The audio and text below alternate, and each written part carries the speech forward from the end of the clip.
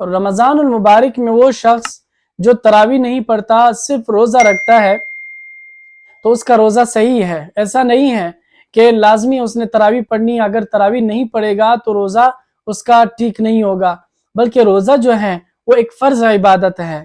روزہ فرض عبادت ہے، جیسے نماز فرض ہے اسی طرح روزہ بھی فرض ہے، اور تراویح جو ہے وہ سنت عمل ہے، اس کے کرنے سے بہت بڑا اجر و ثواب ملتا ہے، چھوڑ دینے سے مثلا گناہ ہے، اتنا گناہ نہیں ہے کہ آپ کا بالکل روزہ بھی نہیں ہو سکتا۔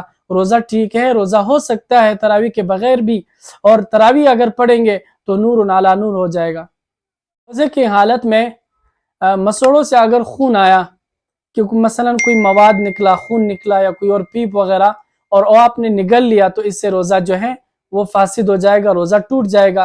اور اگر آپ کے مسوڑوں سے خون آیا اور خون جو ہے آپ نے نہیں نگل لیا، آپ کے یعنی اندر حلق کے اندر نہیں چلا گیا بلکہ آپ باہر تھوک دیا، تو کوئی حرج نہیں ہے۔ اگر آپ نے نگل لیا تو روزہ ٹوٹ جائے گا، بعد میں صرف قضا ہے، کفارہ نہیں ہے۔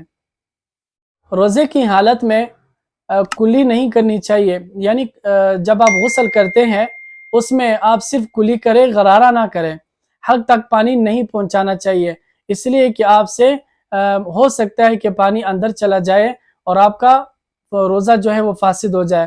تو اس لیے جب آپ روزے کی حالت میں غسل کریں تو صرف کلی کیا کرے اور ناک میں پانی ڈالے، بلکہ ناک میں پانی اتنا اس میں مبالغہ نہ کرے کہ کچے ہڈی تک پہنچائے۔ کچے ہڈی تک پہنچائیں گے تو روزہ آپ کا ٹوٹ جائے گا۔ اسی طرح حلق میں پانی ڈالیں گے، غرارہ کریں گے تو آپ کا روزہ ٹوٹ جائے گا۔ صرف کلی اور ناک میں پانی ڈالے بس۔ اسی طرح روزے کی حالت میں ناک میں جو ہے دوائی نہیں ڈال سکتے، اگر ناک میں دوائی ڈالیں گے تو روزہ جو ہے آپ کا ٹوٹ جائے گا۔ یعنی آپ جیسی لیٹ جاتے ہیں اور ناک میں دوائی ڈالتے ہیں تو وہ اندر جانے کا خطرہ ہوتا ہے، تو اس سے بچنے کے لیے آپ دوائی نہ ڈالیں۔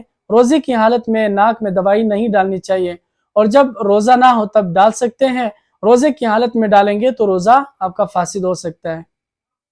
اسی طرح ٹوتھ پیسٹ سے جو ہے یعنی وضو کرتے وقت تو مسواک جو ہے اس سے وہ روزہ فاسد نہیں ہوتا۔ مسواک آپ کر سکتے ہیں وضو میں بھی، غسل میں بھی، اور ویسے بھی مسواک کر سکتے ہیں۔ اور اسی طرح روزے کی حالت میں ٹوتھ پیسٹ نہیں کرنا چاہیے، اس سے روزہ جو ہے وہ فاسد ہوتا ہے، اس سے احتیاط کرنا چاہیے۔ سحری سے پہلے یعنی 10 منٹ پہلے جو ہے وہ ٹوتھ پیسٹ کر لیا کرے، اور افطار کے بعد کر لیا کرے۔ روزے کے درمیان میں ٹوتھ پیسٹ نہ کیا کرے بلکہ صرف مسواک کیا کرے۔